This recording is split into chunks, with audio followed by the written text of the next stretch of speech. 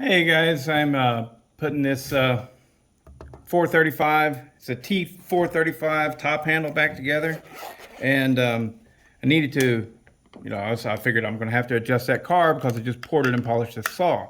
So I noticed, it's got the restrictors in it, and I want to show you how to deal with these kind of restrictors. So as you can see, we got our flat head screwdriver right there, and we have literally half a turn of adjustment. That is what, that is all we get, is 1/2 of a turn of adjustment. You can see the snap on, and snap-on's on the other side. So that's not good enough. So what you got to do, so I have one of these kits right here. It's little carburetor adjustment screwdriver kit that I got from Amazon. It's just cheap. This is the splined tool that comes with it, and whenever you put it on there, it actually goes, it shoves that restrictor down. So once it's shoved down, then you can adjust it however you want. And so the key is you remove the entire jet all the way out. Once it's out, ooh, my spring fell. Where'd my spring go? Oh crap. That right there is the limiter. So you just remove it. Done. Now we're going to put this right back in, but first I got to find my spring. Where'd the spring go? There it is. All right. So I might as well go ahead and just take the other one out right now. See, we get on there, get it lined up, and see, it's spring loaded. You just push the screwdriver in, or splined tool. You remove that jet. I'm trying to do everything so that you guys can see.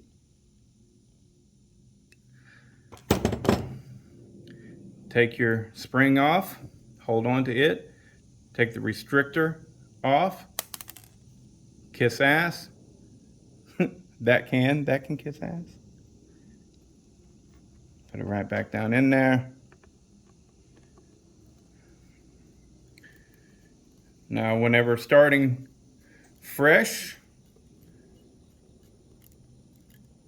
you don't know where it's going to fall adjustment wise. I always do one turn.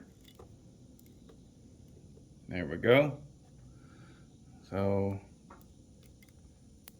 one turn from lightly seated. Now we put in the high side.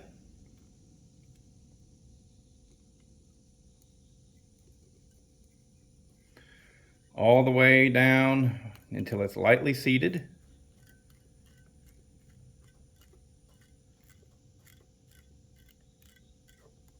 There it is, one turn. Bam.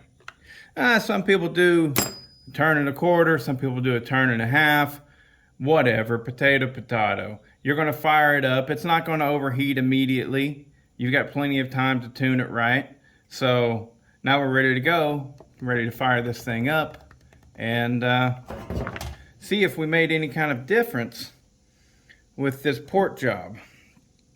We didn't just port it, we did a muffler mod, as well as this intake right here was really restrictive, so we opened that up as well. And these 435s are actual clamshell saws. They are X-Torque saws. Nope, wrong way. There we go.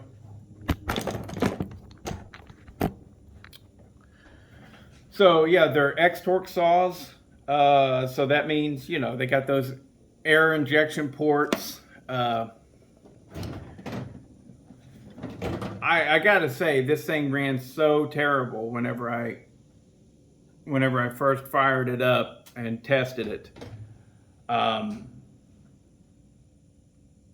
ain't a chance in hell I would own one of these things if I was a tree climber, I forgot this little piece right here. But I mean, we're going to find out if it's worth anybody's time, because, you know, this one has just been ported. I have never seen, I mean, I don't look for top handle stuff. I'm not a climber. I'm not interested. I will say there's a reason why it is more expensive to port one of these things, because I had to take this thing completely apart. Every nut and bolt, every little screw, it had to be completely taken apart. And then putting it back together was like how to put together a Lego set without looking at the instructions. It's like, oh, well, but it should fire up and run good.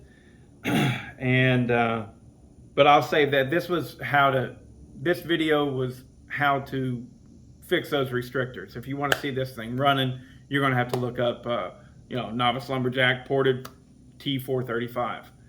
But while I got you here, it's just it ran such like crap, and I'm really interested to see if it was worth porting.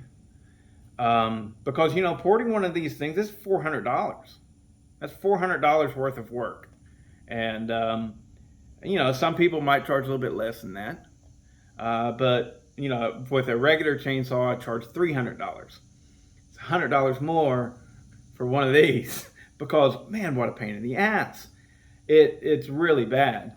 So, anywho, I don't know if he had this saw given to him or he just got a really good deal on it or what, but it was actually his climber that wanted, my buddy Aaron and Randy, their little business, his climber, I think his name's Shane, he wanted this one worked over, and so we did it. But yeah, those carburetor adjustments, I'm telling you, if you still have the restrictors in, I mean, you might be one of the lucky people that in your environment, you're golden. Or it got set up really well and you're golden. You know what I mean? But overall, you really need to fully adjust your carb. Because if you don't have full adjustment, you just don't know what you're missing on something like this. Anyways,